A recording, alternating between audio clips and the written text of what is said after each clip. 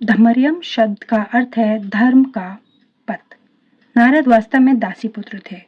उन्हें किसी पाठशाला में जाने का अवसर प्राप्त नहीं हुआ था। वे केवल माता के कार्यों में सहायता करते थे और सौभाग्यवश उनकी माता को भक्तों की सेवा का सुयोग प्राप्त हुआ था। बालक नारद को भी यह सुअवसर उपलब्ध हो सका कि वे भक्तों की संगति करने से ही समस्त धर्म के परम लक्ष्य को प्राप्त कर सके। यह लक्ष्य है भक्ति।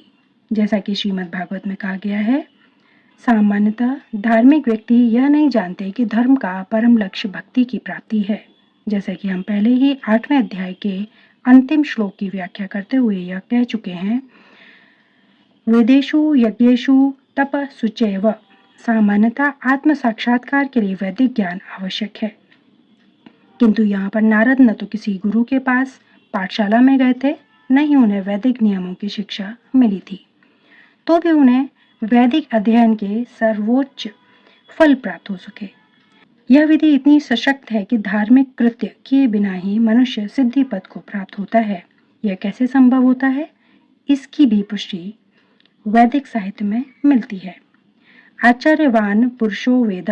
महान आचार्यों के संसर्ग में रहकर मनुष्य आत्म साक्षात्कार के लिए आवश्यक समस्त ज्ञान से अवगत हो जाता है, भले ही वह अशिक्षित हो या उससे वेदों का अध्ययन न किया हो।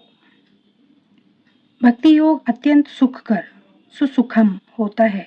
ऐसा क्यों? क्योंकि भक्ति के श्रवण कीर्तन विषयों रहता है, जिससे मनुष्य भगवान की महिमा के कीर्तन को सुन सकता है या प्रमाणिक आचार्यों द्वारा दिए गए दिव्य ज्ञान के दार्शनिक भाषण सुन सकता है। मनुष्य केवल बैठे रहकर सीख सकता है। ईश्वर को अर्पित अच्छे स्वादिष्ट भोजन का उच्छिष्ट खा सकता है। प्रत्येक दिशा में भक्ति सुखमय है। मनुष्य गरीबी की हालत में भी भक्ति कर सकता है। भगवान कहते हैं, पंत्र पुष्पम फलम तोय। वे भक्त से हर प्रकार की भेंट लेने को तैयार रहते हैं, चाहे वह पत्र हो, फूल हो, फल हो या थोड़ा सा जल हो।